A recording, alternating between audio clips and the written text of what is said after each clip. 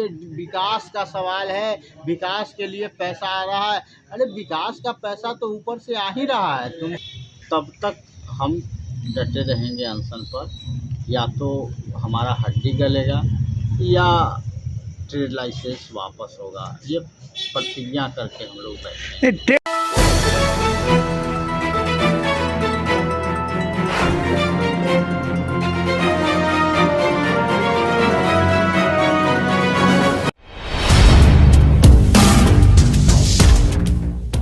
नमस्कार, आप देख रहे हैं नया बिहार न्यूज़ में अमित विक्रम। मुजफ्फरपुर में जन विकास मोर्चा के द्वारा 8 दिनों से करीब मुजफ्फरपुर नगर निगम के द्वारा जो ट्रेड लाइसेंस, पानी टैक्स, सफाई टैक्स और सड़क की जो नारकीय स्थिति है उसके खिलाफ 8 दिन से आनंद पटेल जी के द्वारा अनिश्चितकालीन धरना किया जा रहा है। इनकी मांग है कि सरकार विकास का काम कम कर रही है और जनता से टैक्स वसूली का काम ज़्यादा कर रही है। आर्थिक बोझ गरीब जनता पे ज़्यादा डाल रही है, जबकि विकास मुजफ्फरपुर में शून्य दिख रहा है। स्मार्ट सिटी के नाम पे जनता का दोहन हो रहा है, पूरे सड़क को नारकीय स्थिति बना दी गई है। तमाम बातें आनंद पटेल जी के द्वारा सरकार के सामने रखी गई है और इन्हीं बातों को लेकर अनिश्चितकालीन धरना पे बैठे हुए आनंद पटेल जी। हम आनंद जी से जानेंगे आनंद जी, मुद्दा क्या है आपका? मुद्दा है ट्रेड लाइसेंस, यूजर चार्ज और पानी टैक्स, साथ के साथ शहर के नारकीय स्थिति। शहर के अंदर जो काम हो रहे हैं वो उसका गुणवत्ता जो है नहीं है, जो स्मार्ट सिटी के नाम पर जो काम हो रहे हैं। तो इन सब सवालों के लेकर के हम आज 8वां दिन जन विकास मोर्चा के बैनर तले अनशन पर बैठे हैं और ये अनशन अनवरत चलेगा।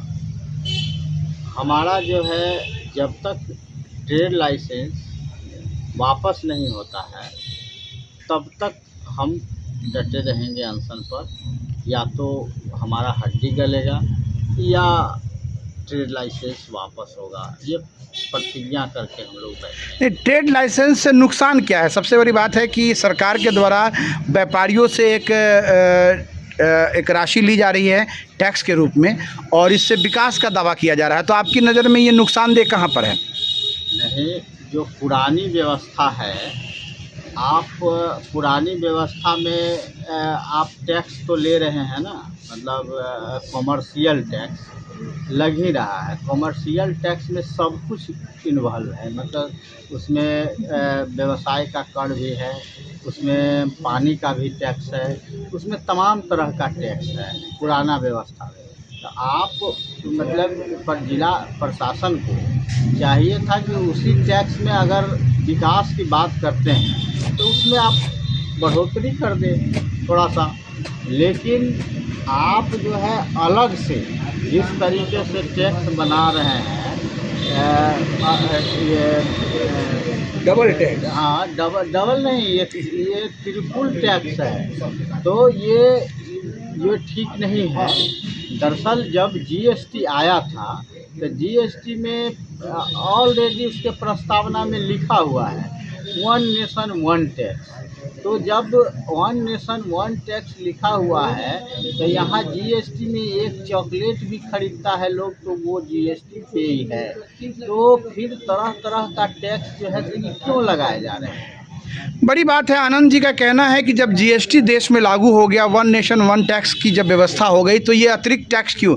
ट्रेड लाइसेंस चाहिए, पानी टैक्स चाहिए, सफाई टैक्स चाहिए, या फिर अन्य तरह का जो सरकार के खासकर मुजफ्फरपुर नगर निगम के द्वारा जो टैक्स वसूली का जो ये तुगलकी फरमान जो जारी किया जाता है कि आपसे ये टैक्स लिया जाएगा, जिससे व्यापारियों में काफ़ी आक्रोश है। और आनंद पटेल जी व्यापारियों की और शहर के आम नागरिकों की आवाज़ बनकर धरना पे बैठे हुए हैं। हमारे सामने एक और सामाजिक कार्यकर्ता हैं, उर्फ गांधी जी हैं। इनसे भी बात करेंगे कि गांधी जी, शिवजी पटेल जी, क्या मुद्दा है? आप आनंद पटेल जी के साथ बैठे हुए हैं धरना पर, क्या लगता है आनंद पटेल जी की मांग कितनी सही है? इनकी मांग एकदम 100 में 100% सही है, क्योंकि शहर के लोग ऐसे भी 80% लोग यहाँ गरीबी रेखा के अंदर हैं और ये डबल टैक्स लगाया गया है जिससे काफ़ी परेशानी हो रहा है। एक टैक्स तो लोग दे ही रहे हैं, फिर ये एक टैक्स लगाया गया इससे काफ़ी दिक्कत हो रही है कि सालियाना इससे एक छोटा भी दुकान, एक गुमटी भी रखेंगे कोई दुकानदार, उससे भी 2500 के सालियाना टैक्स लिया जाएगा। तो इससे काफ़ी कठिनाई हो रहा है, क्योंकि साधारण लोगों के लिए काफ़ी परेशानी है। एक अगर जीएसटी टैक्स अगर कंपनी से माल निकलता है वहाँ टैक्स लग रहा है, फिर यहाँ थोक व्यापारी के यहाँ आ रहा है, वहाँ भी जीएसटी के टैक्स लिया जा रहा है, फिर वो खुदरा दुकान में जा रहा है, वहाँ भी टैक्स के नाम पर, जीएसटी के नाम पर लिया जा रहा है। तो इतना बड़ा टैक्स लेना ये दुर्भाग्यपूर्ण है, और काफ़ी मुजफ्फरपुर की जनता इस बात के लिए आक्रोशित है। जो ये टैक्स जो नया लगाया गया है वापस ले लें सरकार, क्योंकि इससे काफ़ी परेशानी हो रहा है। क्योंकि साधारण लोग यहाँ ज़्यादा मुजफ्फरपुर ज़िला में हैं, गरीबी रेखा के अंदर जो गांधी जी का कहना है कि जो भी टैक्स लगाया गया है वो कहीं ना कहीं सरकार का एक आपको दमनकारी नीति है। एक तरफ आप जीएसटी वसूली कर रहे हैं और नल जल योजना के माध्यम से 30 रुपया प्रति परिवार भी वसूलने का काम कर रहे हैं, तो ये अतिरिक्त टैक्स क्यों? बड़ी बात है कि शहर में जो शहर की जो व्यवस्था है वो अत्यंत ही दयनीय है, नरकीय स्थिति है। मुजफ्फरपुर के मोती झील, सरैयागंज जैसे प्रमुख बाज़ार जो है वो साल के 6 महीने पानी में डूबे रहते हैं। व्यापारियों का लाखों करोड़ रुपए का नुकसान प्रतिवर्ष होता है। तो सरकार अपना काम स्वयं नहीं ठीक से नहीं कर रही है, नगर निगम अपना काम ठीक से नहीं कर रही है और दमन का काम कर रही है। हमारे सामने एक और सामाजिक कार्यकर्ता, उनसे भी हम बात करेंगे। चंदेश्वर राम जी। चंदेश्वर जी, आप आनंद पटेल जी के साथ बैठे हुए हैं, धरना में हैं, क्या लगता है ये धरना का उद्देश्य क्या है? धरना का उद्देश्य यही है,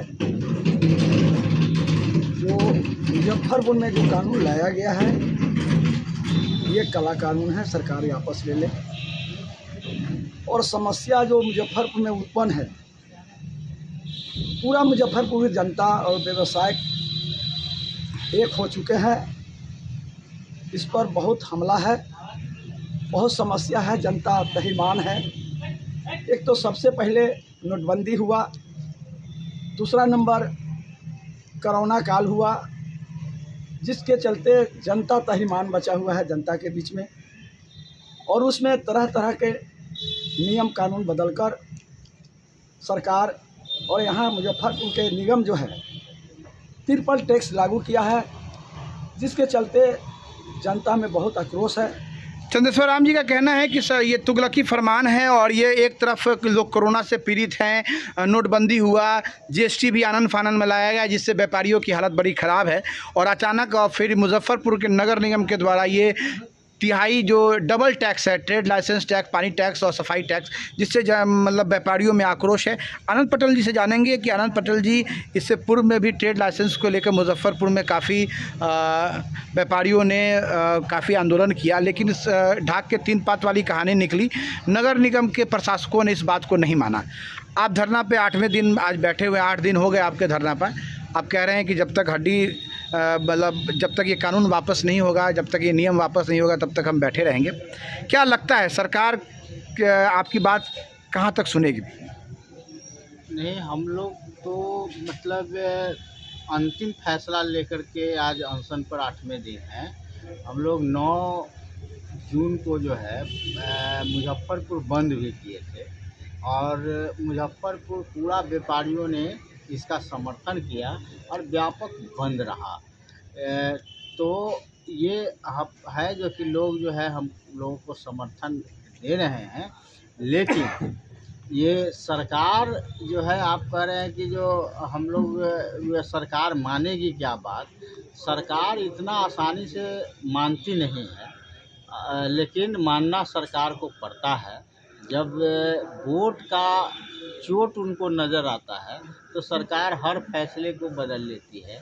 तो आने वाला समय में यहाँ जन सैलाब उभरने वाला है। जिस दिन जन सैलाब उमड़ जाएगा, सरकार इस कानून को वापस ले लेगी। ये कोई बहुत बड़ी बात नहीं है।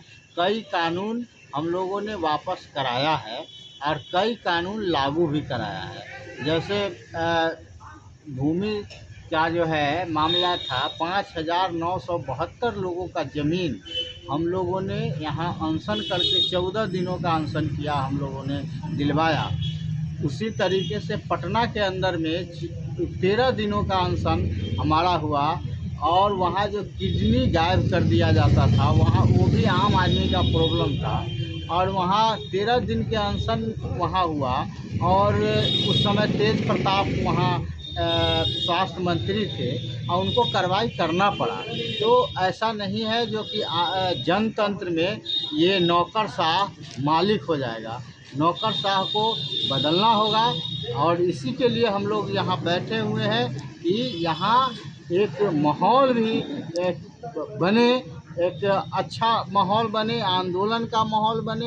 ये जो इन लोगों का जो तरीका है वे आसानी से कह देते हैं कि भाई ये विकास का सवाल है, विकास के लिए पैसा आ रहा है। अरे विकास का पैसा तो ऊपर से आ ही रहा है। ये तो प्रोजेक्ट है। ये प्रोजेक्ट जो है केंद्र सरकार या राज्य सरकार से आ गया, जो जिसको तुमको खर्च करना है और उसमें भी लूट है। तो आपको जो है इसके लिए जनता से क्यों दोहन? जनता का पैसा तो तुम लोग ले ही रहे हो। बड़ी बात है। आनंद जी का कहना है कि सरकार को मानना होगा, आंदोलन कर रहे हैं, जन सैलाब उठेगा और सरकार को झुकना पड़ेगा। कई कानून हमने वापस भी करवाए हैं और कई कानून लागू भी करवाए हैं। अब आगे क्या होगा, क्योंकि 8वां दिन है, आनंद पटेल जी का कमर कस चुके हैं। मुजफ्फरपुर के व्यापारियों की समस्याओं की आवाज़ बनकर, आमजन की आवाज़ बनकर आनंद पटेल जी और उनके सहयोगी बैठे हुए हैं और सरकार को झुकाने का काम कर रहे हैं। नौकरशाह जनता की सेवा करने के लिए हैं, शासन करने के लिए नहीं है। लेकिन बिहार में नौकरशाह जो है वो शासक बनकर जनता पे दमनकारी नीति लगाकर जनता को शोषण करने का काम करते हैं। उसके खिलाफ आनंद पटेल और उनके सहयोगी लगातार आवाज़ उठाते रहते हैं और आवाज़ उठाकर 8वें दिन आज धरना पे बैठे हैं जन विकास मोर्चा के बैनर तले।